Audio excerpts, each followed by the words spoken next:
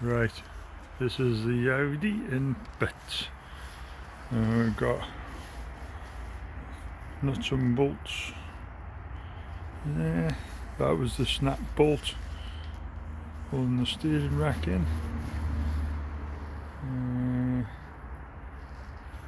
Well, no, other odds and ends, the usual.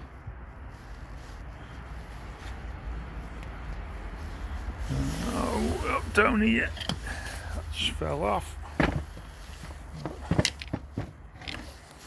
That's the engine mounting. When we took that off, you can see on the side there, it's cracked in half. It wasn't so good. It's got a plug on that, some sort of sensor in there. Looking underneath, we had to drop off all the subframe steering rack to get a couple of bolts which were up through there. It's all off underneath here.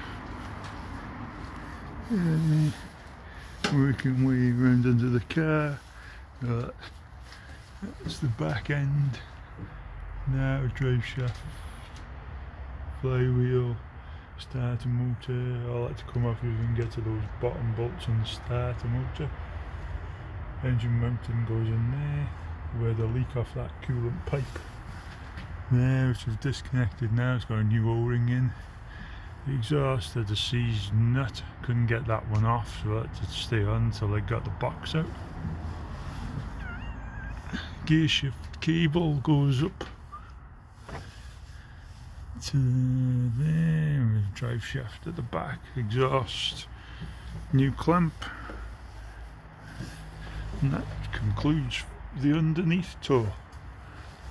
Over here we've got the bottom half of the box. We have everything stripped out. Top half, and you see there's the shifters there. That's the bit we're waiting for now. The speed sensor picks up on here. Can't quite see it. Just about make out the encoder down there on the shaft.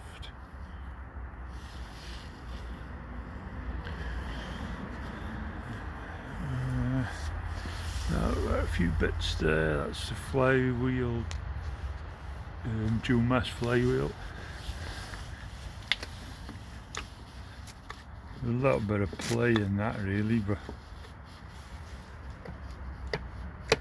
I think we're not going to be changing that. It's not going to be a cheap job.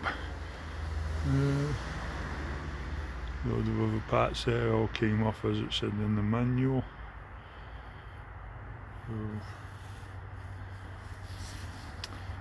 the biggest problem is this gearbox. When we took that one out, where did we put the drive shaft? That's it there. So we've got that drive shaft there that pulls out, which has this bearing on here. You can see the wear on the bearing. It's quite tight to turn, and inside of that flange that retains it, you can see how it's worn and spun on there. Down here, we pull this box over this way. That's where that bearing goes in, and I don't know if you can quite make out, there's quite a bit of wear there. And there's a really sloppy fit in the housing. So it's got about a millimetre wear on the outside edge and a millimetre wear on the inside edge there, so we're going to have to trim all that out.